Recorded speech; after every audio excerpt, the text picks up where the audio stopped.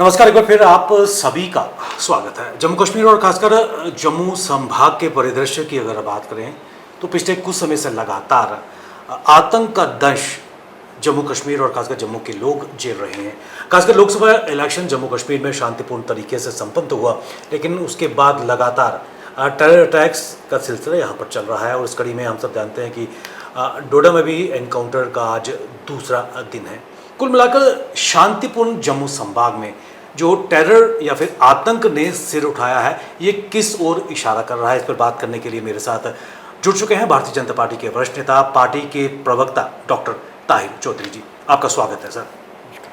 Doctor साहब, मैं आपसे जानना चाहूँगा स्पष्ट शब्दों में जो बदलाव खासकर आतंकवादियों की रणनीति में, क्योंकि कश्मीर संभाग एक समय बड़ा एक्टिव था मिलिटेंसी को लेकर, लेकिन आज वहाँ पर शांति है, श्रद्धालु टूरिस्ट वहाँ पर खुलेआम घूम रहे हैं, एंजॉय कर रहे हैं, लेकिन जम्मू संभाग is feeling the burnt of the terrorism. क्या कहेंगे? देखिए, 89 के बाद जम्मू कश्मीर में मिलिटेंसी का पीक पे आना, स्पेशली कश्मीर के अंदर वो हालात बनना, और हम बार बार कहते थे 70 साल के बाद जो चेंजेस आई, स्पेशली जब प्रधानमंत्री साहब की 2014 में सरकार बनती है और कश्मीर को बदला गया।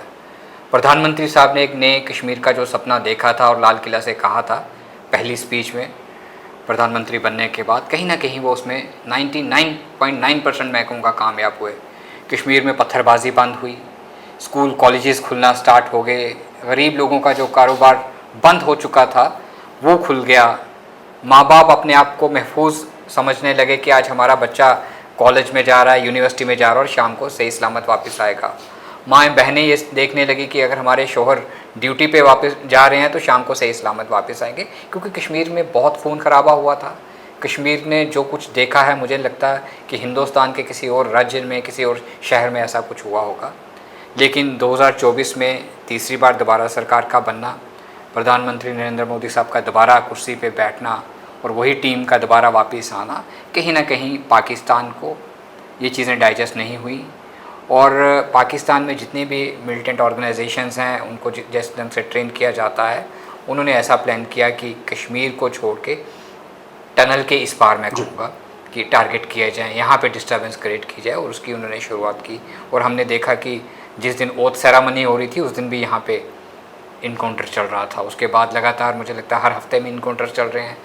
रोज़ हम अपने जवानों को, अपने ऑफिसर्स को खो रहे हैं, और मुझे लगता है हम तो एक दो दिन अफसोस करके फिर भूल जाते हैं, लेकिन जिस परिवार के लोग जाते हैं वो सदियों सदियों उनको नहीं भूल पाते। इस चीज़ के लिए मैं कहूँगा कि डीजी साहब को, यहाँ की सिक्योरिटी एजेंसीज़ को, हमारे होम मिनिस्ट्री को और प्रधानमंत्री साहब को बड़े सीरियसली होकर देखना पड़ेगा कि और अटैक ना हो, और जो भी लोग इसके पीछे हैं, जो भी ग्रुप्स जम्मू कश्मीर में एंटर हुए हैं, उनको जल्दी से जल्दी जहाँ उनकी जगह है उनको वहाँ पे पहुँचाया जाए। और इस चीज़ का भी ध्यान रखा जाए कि जो 1-2% लोग इन मिलिटेंट्स ऑर्गेनाइजेशंस का, इन मिलिटेंट्स का जो साथ देते हैं, इनकी सपोर्ट करते हैं, उनको भी ढूंढा जाए और उनको भी ना बख्शा जाए, क्योंकि जब 1-2% लोग, जब तक उनकी सपोर्ट बंद नहीं होगी तब तक वो अपने मिशन में कामयाब नहीं हो सकते।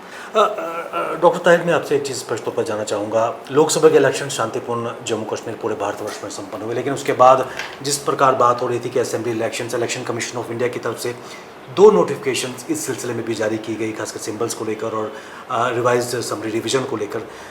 तो पाकिस्तान का आपने जिक्र किया, और पाकिस्तान का हमेशा एक प्रयास आता है कि जम्मू कश्मीर में अशांति का माहौल स्थापित किया जाए, क्योंकि लोकतंत्र की जड़ें जिस तरह जम्मू कश्मीर में लोकसभा इलेक्शंस पे मजबूत हुई हैं, लोगों ने बड़ी नंबर्स पे शमूलियत दी है अपने इलेक्शन प्रोसेस में। खासकर जो चिंता का कारण है कि जम्मू संभाग में जो आतंक सर उठा रहा है, क्या आवश्यकता इस बात की है कि जो मिसिंग लिंक्स थे, चाहे हम BDCs की बात करें, जो VDG बन चुके हैं, उनको दोबारा से रिवाइव करना, ह्यूमन इंटेलिजेंस का कहीं ना कहीं एक चूक नज़र आ रही है। इस तरह के जो तरीकाकार है, जो पहले बहुत सपोर्टिव हुआ करते थे एंटी टेरर ऑपरेशंस के लिए, उनको मजबूत करना क्या एक बार फिर उसकी ज़रूरत है? देखिए, ग्राउंड ज़ीरो पे बहुत सारी चीज़ों को ठीक करने की ज़रूरत है। मुझे लगता है उसके ऊपर हमारे LG साहब और उनकी टीम और ऑनेबल हमारे DG साहब ये सभी देख रहे होंगे। कहीं ना कहीं चूक हो रही है, इसलिए वो वीकली वो लोग कहीं ना कहीं अपने मिशन में कामयाब होते हैं, हमें नुकसान भी पहुंचाते हैं और वहाँ से गुम भी हो जाते हैं, किसी और जगह पे चले जाते हैं, क्योंकि वॉकेबल डिस्टेंस है, एक पहाड़ी दूसरी पहाड़ी से जुड़ी होती है और उनको पकड़ना मुश्किल रहता है। हमारे जवान नीचे होते हैं और ऊपर से वो टारगेट करके हमारे जवानों को नुकसान पहुंचा रहे हैं। इस तरह की चीज़ें की जा रही हैं। जहाँ तक आपने VDCs की बात की, उनको आगे लाने की ज़रूरत है और उनको ट्रेन करने की ज़रूरत है, अच्छे वेपन्स देने की ज़रूरत है, ये चीज़ें देखनी पड़ेंगी। और जो एक सिस्टम होता था, जो सोर्स के ऊपर भी काम किया जाता था हमारी सिक्योरिटी फोर्सेस की तरफ से, हमारी JNK पुलिस की तरफ से, उन चीज़ों पे भी ध्यान देना पड़ेगा। जब इस तरह की चीज़ें ग्राउंड ज़ीरो के ऊपर एक्टिव होंगी, स्पेशली मैं कहता हूँ नए SPOs को भर्ती करना, क्योंकि जब लोकल SPOs होते हैं उसी गांव में वो ड्यूटी करते हैं। फॉर एग्जांपल अगर मैं कहूँगा रजौरी में SPOs वहाँ के लोकल लड़के अगर भर्ती किए जाते हैं और रजौरी के अंदर ही ड्यूटी देते हैं, तो लोकल SPOs को हर पहाड़ी का मालूम होता है, किस पहाड़ी पे कहाँ पे गुफा है, कहाँ पे हाइडआउट की जगह है, कहाँ से पानी निकलता है, कहाँ खाना खाने का इंतज़ाम किया जा सकता है, हर चीज़ का उनको मालूम होता है उन लड़कों को, क्योंकि उनका बचपन उन पहाड़ियों पे, उन महलों पे, उन जंगलों पे गुजरा होता है खेलते कूदते हुए।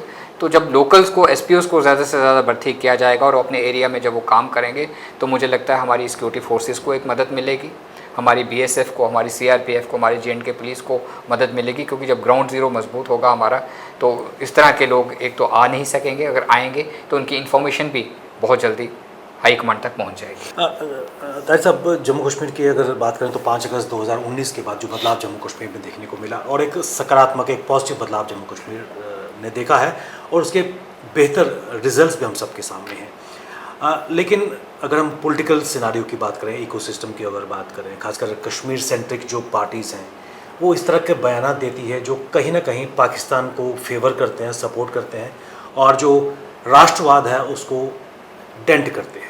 क्या कहेंगे, क्योंकि कल ऐसा ही बयान पीपल्स डेमोक्रेटिक पार्टी की अध्यक्षा मैडम महबूबा मुफ्ती की तरफ से भी आया है।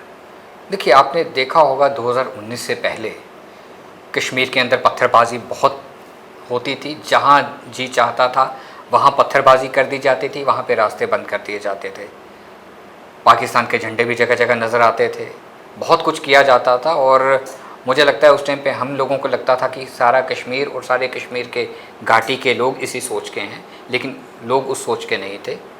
मौसम बदला, 2019 के बाद हमने बदलाव भी देखे, बहुत कुछ बदला कश्मीर के अंदर, हर जगह तिरंगा नज़र आने लगा, टूरिज़्म बढ़ा। और यही महबूबा मुफ्ती जब CM थी तो इनके बयान अलग हुआ करते थे। देखिए, सियासत बड़ी अजीब सी है और सियासत में सियासतदान हर तरह के दाव-पेच खेलता है। यही महबूबा मुफ्ती ये बात भी कहा करती थी कि बच्चे आर्मी कैंप के पास दूध लेने जाते हैं, टॉफ़ीज़ लेने जाते हैं, उनका वो ये भी बयान था।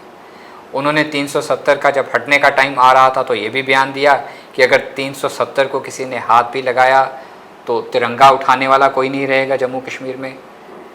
तो इस तरह के बयान, और आज के टाइम पे जो उनका भी रिसेंट जो बयान आया है, बड़े बेबुनियाद से बयान है। अपनी सियासत को, अपने आप को ज़मीनी सतह में ज़िंदा रखने के लिए, उस तरह के लोगों को खुश करने के लिए, वैसे लोग उनकी सोच बदलने के लिए कि वैसा कश्मीर वापस लाएं, कश्मीर में फिर खून खराबा हो। लेकिन कश्मीर का आवाम बदल चुका है।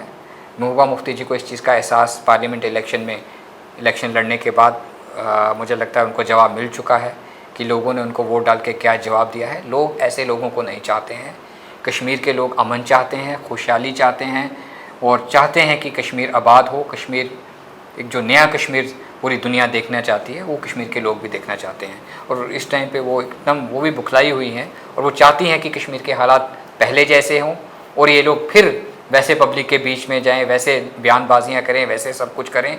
मेन मुद्दा है किस तरह से पावर में आया जाए। लेकिन अब पावर इन लोगों के हाथों से, जैसे हाथ से रेत निकल जाती है ना, वैसे निकल चुकी है, वापस आने वाली नहीं है। महत्वपूर्ण चीज़ आपने कहा कि अब कश्मीर के लोग समझ चुके हैं कि हकीकत क्या है, बदलाव क्या है, और जिस प्रकार का मौसम 2019 के बाद बदला है उसका फ़ायदा भी कश्मीर के लोगों को मिल रहा है। लेकिन शायद यही पॉलिटिकल पार्टीज़ थी, चाहे PDP की बात करें, नेशनल कॉन्फ्रेंस की बात करें, जो अलगाववाद को शय देती थी। ये ढकी छुपी बात नहीं है कि पत्थरबाजी कौन कराता था, उसके पीछे मोटिव क्या होता था। इसी कड़ी में डॉक्टर फारूक अब्दुल्ला का भी, जो नेशनल कॉन्फ्रेंस के पैटर्न भी, उनका भी बयान आया है। इस तरह के बयान को आप किस नज़रिए से देखते हैं, क्योंकि एक बार फिर कहीं ना कहीं जो लोग हैं उनको गुमराह करने का प्रयास इस तरह के बयानों से भी निकल के आ रहा है। देखिए, पार्लियामेंट इलेक्शन की जब कैंपेन चल रही थी, गुपकार अलायंस बनाया गया। फिर आप समझते हो सुबह चाय किन लोगों के साथ पी जाती थी, शाम होते होते डिनर अलग लोगों से किया जाता था। कुछ लोग सुबह हिस्सा होते थे, कुछ लोग शाम तक हिस्सा ही नहीं होते थे। तो बड़ी अलग तरह की सियासत इन्होंने चलाई। पहले इन्होंने कहा कि हम इलेक्शन लड़ेंगे ही नहीं, मैं उस टाइम की बात कर रहा हूँ जब बीडीसी डीडीसी के इलेक्शंस हो रहे थे, फिर लोग ये इलेक्शन लड़ने के लिए आए। फिर अभी भी इन लोगों ने जिस तरह से एक सिस्टम से इलेक्शन लड़ने की कोशिश की, और उमर अब्दुल्ला साहब का भी आपको बयान याद होगा जब उनको करारी हार का सामना करना पड़ा बारामूला में, तो उन्हें भी इस चीज़ का एहसास हो गया कि कश्मीर का अवाम आज के टाइम पे ना अब्दुल्ला परिवार को चाहता है, ना पीडीपी या महबूबा मुफ्ती परिवार को चाहता है। कश्मीर के लोग इन लोगों से तंग आ चुके हैं। जितने हालात कश्मीर में ख़राब इन लोगों ने किए, चाहे उसमें एनसी की बात की जाए, चाहे पीडीपी की बात की जाए, कश्मीर के लोगों को जितने दुख दर्द इन दो परिवारों ने दिए, मुझे नहीं लगता आज तक किसी ने नहीं दिए होंगे, और खुदा भी इन लोगों को कभी माफ़ नहीं करेगा। जम्मू कश्मीर में जिस तरह सुप्रीम कोर्ट ने भी कहा है कि सितंबर से पहले इलेक्शन होने चाहिए, और एक लंबा वक्फा हो गया है कि यहाँ पर असेंबली इलेक्शंस ड्यू हैं, और ऐसे में जो आम जनता है कहीं ना कहीं एलिनेटेड फील कर रहे हैं, क्योंकि they are not accessible to the representative, चाहे हम पॉलिटिकल पार्टीज़ की बात करें, क्योंकि इस वक्त ब्यूरोक्रेसी है और एक ब्यूरोक्रेट तक एक आम जनता की पहुँच नहीं होती है। क्या कहेंगे, क्या वाकई समय पर इलेक्शन हो पाएंगे, और कितना बदलाव खासकर लोगों की एसेसिबिलिटी अपने नुमाइंदे तक रहेगी? देखिए, इलेक्शन इस टाइम पे जम्मू कश्मीर की ज़रूरत है। इलेक्शंस होने चाहिए और जल्दी होने चाहिए, क्योंकि आम आदमी जो ज़मीनी सतह पे आम इंसान है वो बहुत परेशान है पिछले कुछ टाइम से। और जब इंसान अपने एमएलए को मिलने जाता है, और उसका एक बड़ा इजी अप्रोच रहती है, सुबह भी एमएलए को मिल सकता है, शाम को भी मिल सकता है, और आम इंसान के बड़े छोटे छोटे इश्यूज़ होते हैं, वो एमएलए उनके ठीक कर सकता है, वो पूरे कर सकता है। मुझे लगता है आज डीसी को मिलना, किसी कमिश्नर सेक्रेटरी को मिलना आम आदमी के लिए बहुत बड़ी बात है। इवन तहसीलदार को मिलना, पटवारी को मिलना बहुत बड़ी बात है। एक आम इंसान जम्मू कश्मीर में बहुत परेशान है। इलेक्शन जल्दी होने चाहिए, और मैं कहूँगा कि इलेक्शन कमीशन ऑफ इंडिया और जो पूरा जो एक डिपार्टमेंट इस चीज़ को देखता है वो इसके ऊपर देख रहा होगा, और जल्दी से जल्दी इलेक्शन होने चाहिए। प्रधानमंत्री साहब ने जिस दिन श्रीनगर में थे इंटरनेशनल योगा डे के दिन, उस दिन भी उन्होंने इलेक्शन का जिक्र किया था, और ये चीज़ हाईकमान के भी दिलो दिमाग में चल रही है कि जम्मू कश्मीर में लोगों की चुनी हुई सरकार है, और जो एक वादा है सेंट्रल हाईकमान का उसको पूरा किया जा सकता है। बिल्कुल। अंत में जम्मू कश्मीर में जो इलेक्शन, चाहे हम मुस्लिम इलेक्शंस की बात करें, अर्बन लोकल बॉडीज़ की बात करें, या फिर पंचायती इलेक्शंस की बात करें, क्योंकि तभी जाकर पूरा 3 टायर सिस्टम जम्मू कश्मीर में मजबूत होगा। भारतीय जनता पार्टी इन इलेक्शंस को लेकर कितनी तैयार है? देखिए, भारतीय जनता पार्टी एक ऐसा परिवार है, एक ऐसा संगठन है जो 24/7 काम करता है, और Bharatiya Janata party 24/7 election mode में रहती है। हम लोग इलेक्शन के लिए तैयार हैं।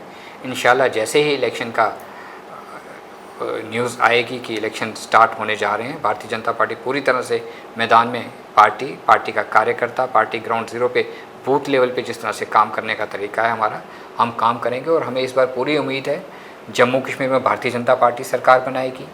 पहली बार जम्मू कश्मीर में सीएम भी भारतीय जनता पार्टी का होगा, डिप्टी सीएम भी भारतीय जनता पार्टी का होगा, और बहुत सारे जो वादे भारतीय जनता पार्टी ने जम्मू कश्मीर के आवाम के साथ किए हुए हैं, कहीं ना कहीं हम उनको भी पूरा करने में कामयाब होंगे। हमारी शुभकामनाएं, और हम आशा करते हैं कि पहले तो जम्मू और कश्मीर के जो हालात हैं इस वक्त वो सुधरें, और कहीं ना कहीं पूरी नई रणनीति के साथ हमारी सिक्योरिटी फोर्सेस काम करें, और उसके बाद शांतिपूर्ण यहाँ पर इलेक्शन हो। डॉक्टर ताहिर चौधरी, आप हमारे साथ इस कार्यक्रम में आए, वैल्यूएबल इनपुट्स आपने दिए, आपका बहुत बहुत धन्यवाद।